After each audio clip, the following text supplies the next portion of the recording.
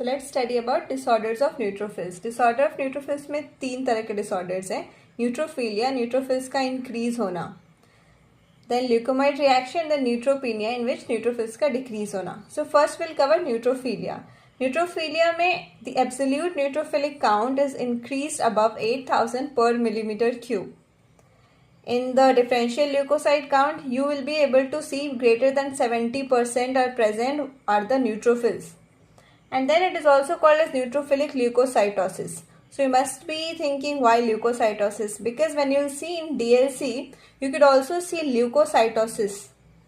So its name is neutrophilic leukocytosis. Now the cause could be primary and secondary. Primary will be chronic myeloid leukemia, means myeloproliferative neoplasm. Then in secondary, the cause could be pathological, physiological as well. Physiological when you do exercise, a newborn, pain or emotional stress. In all these cases, there could be seen increase in neutrophils. Then in secondary में the other is a pathological cause. Pathological cause में acute bacterial or fungal infection such as pneumonia, diphtheria and acute rheumatic fever.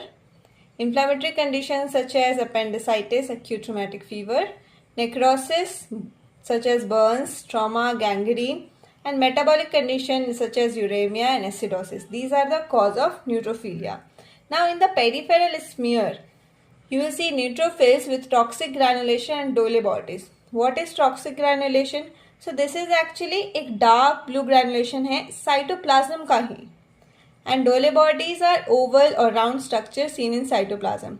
So this Dole bodies and toxic granulation are the key point. This can be seen only in the case of neutrophilia. So if you got in the peripheral smear this toxic granulation and Dole bodies, you can immediately say it's a case of neutrophilia.